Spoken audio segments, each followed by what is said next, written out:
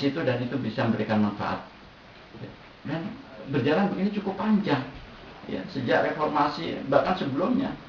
Dan itu negara multilateral juga seperti itu. Baru kemarin terakhir karena ada satu bank multilateral yaitu Islamic Development Bank yang ingin memberikan fasilitas bantuan yang dalam bentuk investasi begitu, baru menggunakan sistem apa yang dinamakan dengan country assistance strategy yang kita sendiri yang membuat. Indonesia ingin mendapatkan dana dari IDB, maka Indonesia harus membuat prioritas apa dana itu dipakai, ya, apa saja yang akan dijalankan menggunakan dana tersebut, baru kita bebas. Kalau sebelumnya, ya, itu masih dari multilateral, maka nggak heran kalau seandainya keterikatan kita terhadap bantuan hutang bukan dari aspek dana hutangnya saja, tidak, tapi kebijakan-kebijakan untuk supaya tetap mendapatkan dana dan persyaratan-persyaratan itu harus terpenuhi, maka disitulah dalam tanda kutip kemandirian kita, jati diri kita tidak independen lagi.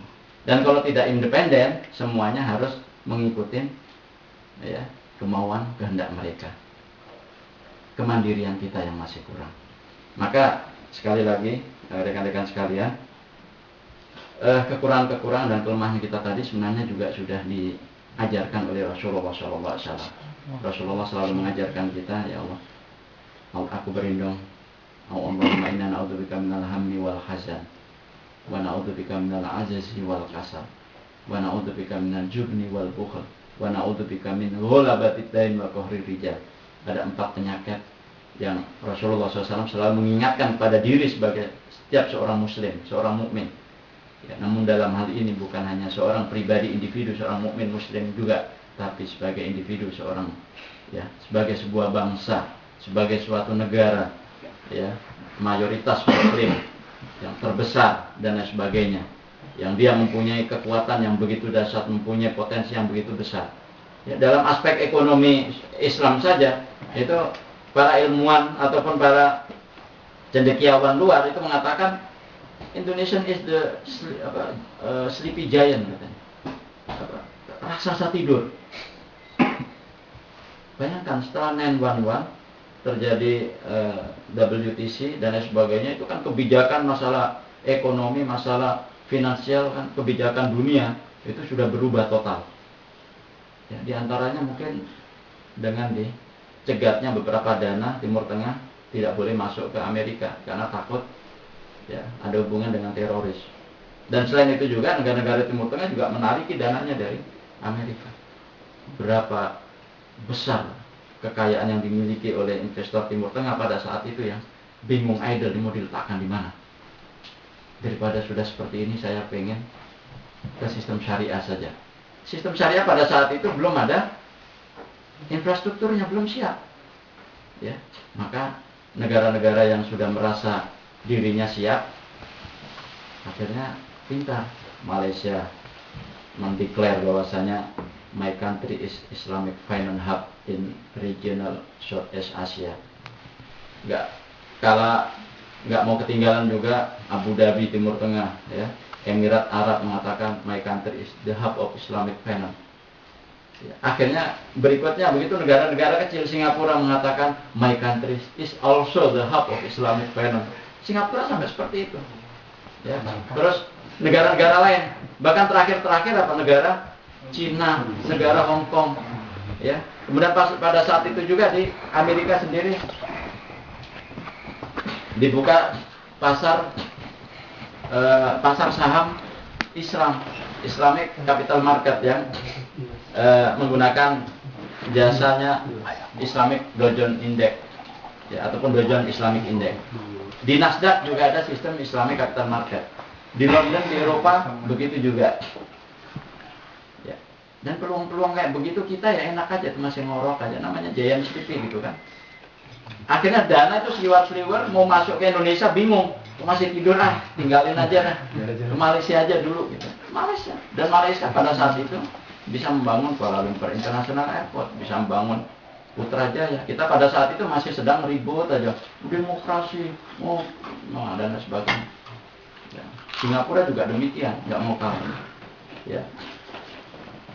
Kemudian justru pergi ke London, ya, dana-dana tersebut. Nah, yang masuk ke Amerika masuk melalui sistem Islamic Capital Market, nggak mau ke pasar yang modern. Ada sebagian investor ataupun investasi dana dari Timur Tengah itu yang mengarah ke sana. Ya. Dan ternyata walaupun sudah demikian, itu juga masih tetap banyak dan mereka juga masih bingung. Dan yang paling ditargetkan itu adalah the biggest of Islamic country, yaitu Indonesia. Mana ini? Oh, nggak ada. Iya. Hah? Masih tidur terus ngorok. Nah, bayangkan ya, tahun 92 berdiri Bank Muamalat. Tahun 2000 itu baru Bank Selain Muamalat baru bermunculan.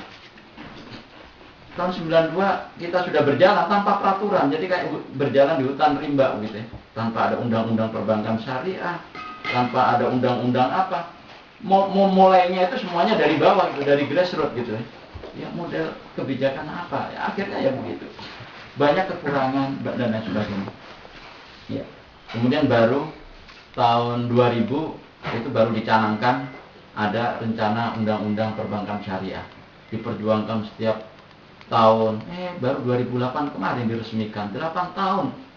Ya sekitar 5 ataupun 6 tahun membahas satu undang-undang.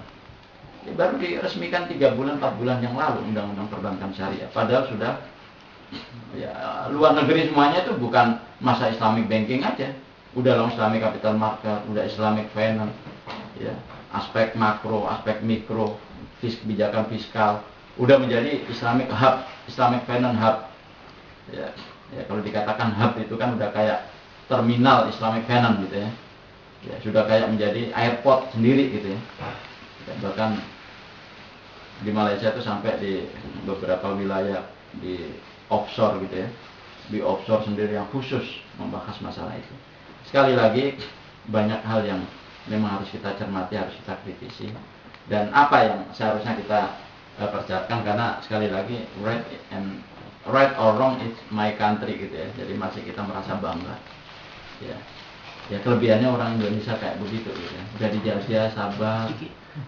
Sengsara selama Orde Baru juga sabar. Punya kendala kayak begini juga masih sabar gitu ya. Sabarnya tapi dongkol gitu kan. Nah, bagaimana kita akan memulai dari sini? Maka sekali lagi, ya kesempatan kita mungkin di negara yang masuk kategori negara di sini ya, banyak hal yang sebenarnya kita pelajari dan banyak hal sebenarnya yang bisa kita berikan sesuatu yang lebih pada hal-hal yang baik untuk kemajuan bangsa dan negara kita.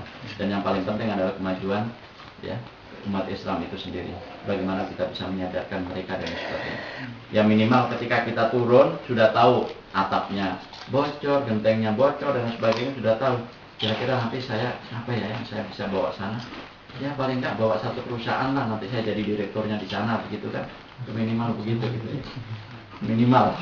Ataupun saya hanya sebagai ini aja lah, sebagai tengkulak aja, mediator. Karena ternyata orang Jerman bingung ketika masuk Indonesia. Bingungnya kenapa? Mejanya banyak banget gitu ya. Dan itu jadi jobnya harus banyak dan posnya tinggi. Dan itu memang diakui di sini kan. Diakui. Dan sekali lagi, rekan-rekan sekalian, paradigma global sistem modern saat ini yang itu menjadi paradigma umum di kalangan masyarakat, yang bahkan di kalangan hubungan diplomasi antar negara. Ya, kita di Indonesia yang memang mempunyai dulu salah satu slogan bebas aktif ya, diplomasi luar negeri bebas aktif. Tapi ternyata bebas aktifnya sekarang itu lebih aktif lagi dan lebih bebas lagi. Karena ternyata individu, person to person, businessman, Indonesian businessman dengan Germany businessman bisa melakukan hubungan lobby personal, organisasi ke personal, personal organisasi, G2G. Jadi seakan-akan fungsi KBRI itu udah dilewatin aja itu. Karena kalau lewat KBRI susah. Justru nggak bisa kita melakukan di